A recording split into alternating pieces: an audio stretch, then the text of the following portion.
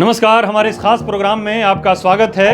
मानवाधिकार की अंतर्राष्ट्रीय संस्था एमनेस्टी इंटरनेशनल की ताज़ा रिपोर्ट में कुछ रोंगटे खड़े कर देने वाले खुलासे हुए हैं। इस रिपोर्ट में बताया गया है कि चीन अपने अल्पसंख्यक मुस्लिम समूहों के साथ जो सलूक कर रहा है वो क्राइम अगेंस्ट ह्यूमैनिटी यानी मानवता के खिलाफ अपराध के दायरे में आता है।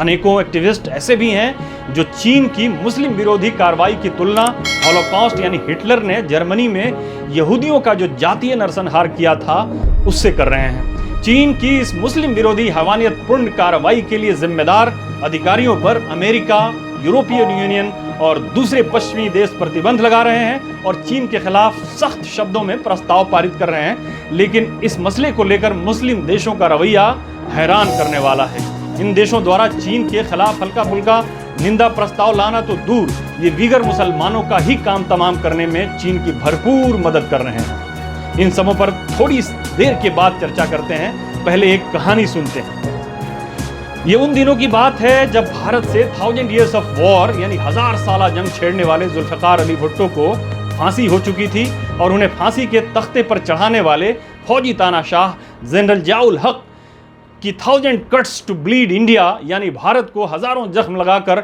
लहू लुहान करने की नीति जारी थी। खबरों के आदान प्रदान के मामले में अभी रेडियो को टेलीविज़न और इंटरनेट ने बर्दाश्त नहीं किया था। मुझे याद है कि बीबीसी हिंदी सेवा के एक पाकिस्तानी श्रोता ने पाकिस्तान की चीन और भारत नीति पर अपनी दुविधा जाहिर करते हुए एक पत्र लिखा था। अपने पत्र में उस पाकिस्तानी ने लिखा था कि चीन ने मुसलमानों को हज करने, नमाज पढ़ने, रोज़ा रखने आदि पर बंदिशें लगा रखी हैं, लेकिन हमारी सरकार और हमारा मीडिया चीन को पाकिस्तान का सबसे अच्छा दोस्त समझते हैं। भारत में मुसलमानों को हर तरह की आज़ादी मौजूद है, मजहबी आज़ादी मौजूद है, लेकिन फिर भी हमें यकीन दिलाया जाता है कि भारत हमारा सबसे बड़ा मजहबी दुश्मन है। वो पाकिस्तानी इसलिए भी दुविधा में था क्योंकि पाकिस्तान मुसलमानों की धार्मिक पहचान को बनाए रखने के लिए बना था और जनरल जियाउल हक ने अमेरिका और सऊदी अरब की मदद से पाकिस्तान के इस्लामीकरण की राह पर डाल दिया था।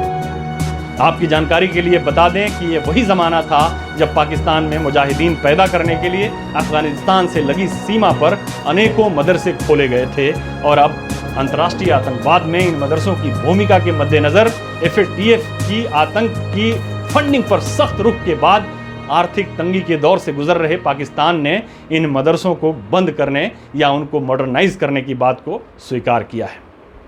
शायद वो व्यक्ति अपनी सरकार से ये अपेक्षा कर रहा था कि दुनिया के किसी भी हिस्से में यदि मुसलमानों पर किसी तरह की अगर जुल्म ज़्यादती हो रही है तो पाकिस्तान उसकी निंदा ज़रूर करेगा। उस समय उस पाकिस्तानी ने जिस दुविधा में उलझकर अपना खत लिखा था, हो सकता है कि आज भी पाकिस्तान में कुछ ऐसे लोग हों जो मन ही मन अपनी सरकार से वैसे ही सवाल पूछ रहे हों, क्योंकि आज चीन न केवल मुसलमानों की धार्मिक और सांस्कृतिक पहचान को मिटा देने पर तुला हुआ है, बल्कि अब उन्हें कंसंट्रेशन कैंपों में बंद कर काम करने वाली मशीन बनाकर और उनके नामो निशान को मिटा देने पर आमादा है। और पाकिस्तान समेत पूरी मुस्लिम दुनिया पर न केवल खामोशी तारी है, बल्कि सऊदी अरब, UAE, मिस्र और पाकिस्तान समेत लगभग पूरी मुस्लिम दुनिया चीन से गलबैयां कर रही है और दीगर मुसलमानों के दमन में चीन का बढ़ चढ़कर हाथ बटा रही है। पाकिस्तान के नेता इमरान खान ने मुसलमानों का नया खलीफा बनने का सपना पाल रखा है। उनकी भी जुबान पर अभी ताले लगे हुए हैं, बल्कि उन्होंने तो 2 कदम आगे जाते हुए पाकिस्तान में शरण लेने वाले वीगरों के खिलाफ कार्रवाई शुरू कर दी है। साथ में वो ये भी कहते हैं कि चीन का वीगरों पर जो रुख है उससे पाकिस्तान पूरी तरह से सहमत है। वीगरों को लेकर चीन का रुख क्या है उस पर थोड़ी देर बाद चर्चा करते हैं। पहले कुछ और मुस्लिम देशों की बात करते हैं।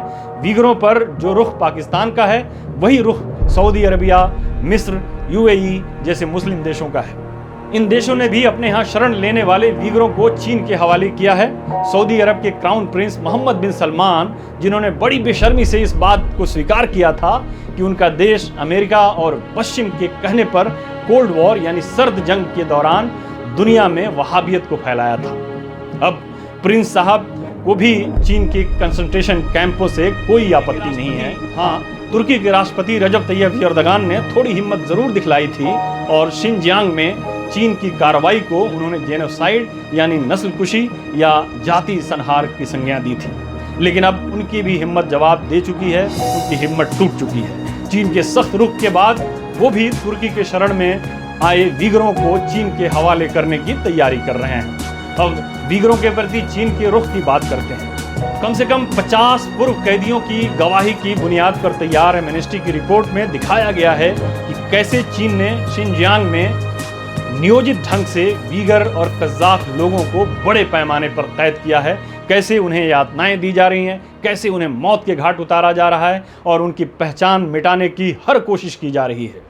साथ में ये भी बताया गया है कि कैसे चीन अपने कुकर्मों को छुपाने की हर मुमकिन कोशिश कर रहा है।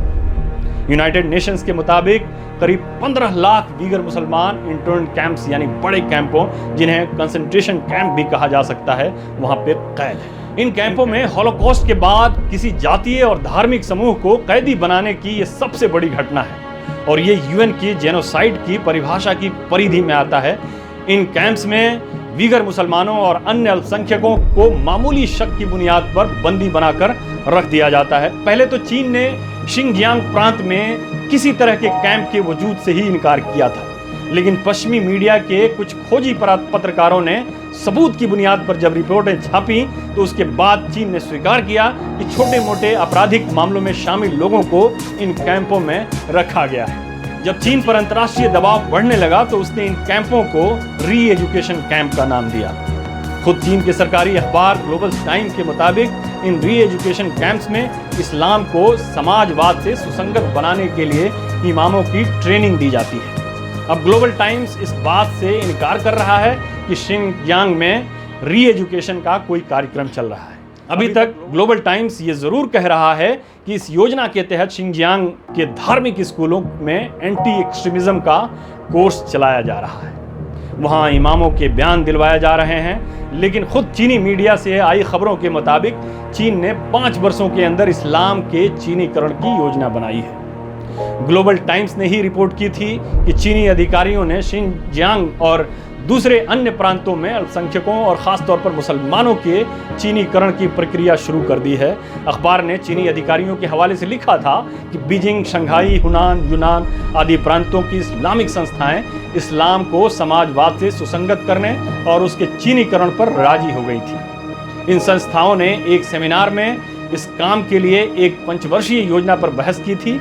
हालांकि चीन ये कह रहा है कि इस योजना का मकसद इस्लाम की मान्यताओं, विचारधारा और प्रकृति को बदलना नहीं है, बल्कि उसे समाजवाद के अनुकूल बनाना है। लेकिन निर्वासित वीगरों के संगठन विश्व वीगर कांग्रेस का कहना है कि बीजिंग चीन से इस्लाम को मिटाने के लिए चीनीकरण का बहाना बना रहा है। विश्व वीगर कांग्रेस की बात इसलिए भी सही लगती है क्योंकि चीन ने देश के कई हिस्सों में इस्लाम के मानने पर पाबंदी लगा दी है। यदि कोई व्यक्ति नमाज पढ़ता है, रोज़ा रखता है, एक ख़ास लंबाई से अधिक दाढ़ी रखता है या कोई महिला हिजाब पहनती है तो उसे गिरफ्तार होने और डिटेंशन सेंटर में भेजे जाने की प्रबल संभावना रहती है। इस्लाम के चीनीकरण की रूपरेखा का एक हल्का अंदाज़ा वीगर स्वायत्त क्षेत्र के इमामों की ट्रेनिंग से भी लगाया जा सकता है। चीन के सरकारी अखबार के मुताबिक 1 जनवरी 2019 को शिनजियांग की राजधानी उरुमकी में एक ट्रेनिंग कैंप का आयोजन किया गया था। इस ट्रेनिंग में इमामों को बताया गया था कि उन्हें चीन की संस्कृति, चीन और कम्युनिस्ट पार्टी के इतिहास और मैंड्रिन भाषा को गले लगाना पड़ेगा। उन्हें देशभक्ति का आदर्श बनना पड़ेगा। ट्रेनिंग में इमामों को कानून का पालन करने, राष्ट्रीय एकता बनाने और उग्र विचारों का विरोध करने और सद्भाव बढ़ाने के लिए आदेश दिए गए थे। इमामों को ये भी आदेश दिया गया था कि वो अपने चरित्र और आचरण से राष्ट्रीय एकता को बढ़ावा देंगे। इस्लाम के चीनीकरण की दूसरी तस्वीर भी चीन की मीडिया द्वारा ही उजागर की गई है। चीन ने कम्युनिस्ट पार्टी के कार्यकर्ताओं को खुली छूट दे रखी है कि वे सार्वजनिक स्थानों जैसे रेस्तरां, होटल, स्कूल आदि में अरबी में यदि कोई इबारत लिखी देखें, कोई आयत लिखी देखें तो उन्हें हटा सकते हैं। यह कार्रवाई फिलहाल उत्तरी चीन के हेबेई और दक्षिण चीन के हैनान प्रांत में जारी हैं। अब से कुछ साल पहले अंतर्राष्ट्रीय मीडिया में छपी मानवाधिकार के उल्लंघन की रिपोर्टों के बाद बीजिंग में मौजूद 15 देशों के राजदूतों ने कनाडा की अगुवाई में शिनजियांग प्रांत के कम्युनिस्ट पार्टी प्रमुख से मुलाकात करने और री एजुकेशन कैंपों में होने वाले मानवाधिकार के उल्लंघन के मामले में रिपोर्ट मांगी थी। लेकिन जवाब में चीन ने अपने प्रचार तंत्र को और तेज करते हुए 12 गैर पश्चिमी देशों के राजनयिकों को इस क्षेत्र में के दौरे का प्रबंध किया और पत्रकारों की एक छोटी सी टीम को 3 तथाकथित री एजुकेशन कैंपों में जाने की इजाजत दी थी। इन पत्रकारों ने कैदियों को सिलाई मशीन पर काम करते और चीन की सरकारी भाषा मैंड्रिन सीखते और कुछ अन्य को अंग्रेजी के राइम्स दोहराते हुए सुना था। जाहिर है कि चीन के ऊपर जो आरोप लग रहे हैं उसे चीन पश्चिमी प्रोपेगेंडा बताकर उसे डिसमिस कर रहा है, लेकिन जिस तरह चीन खुद अपनी बातों पर पलटा है और जिस तरह का विरोधाभास चीन की तरफ से आए हैं उसे देखते हुए ये कहा जा सकता है कि चीन ने जो व्यूअरों के साथ जो किया है उस पर एक पर्दा पोशी की उसकी तरफ से भरपूर कोशिश हो रही है और एमनेस्टी इंटरनेशनल द्वारा लगाए गए आरोपों से बरी होने में उसे कुछ और भी करनी पड़ेगी। इन आरोपों से बरी होने की चीन के लिए एकमात्र रास्ता यही है कि अंतर्राष्ट्रीय पर्यवेक्षकों को वो शिनजियांग जाने की अनुमति दे, लेकिन चीन के रुख को देखते हुए ऐसा नहीं लगता है, क्योंकि जब यूरोपियन यूनियन ने कुछ चीनी अधिकारियों पर प्रतिबंध लगाया तो चीन ने भी कुछ यूरोपियन यूनियन के देशों के अधिकारियों के ऊपर प्रतिबंध लगाकर जवाबी कार्रवाई कर डाली।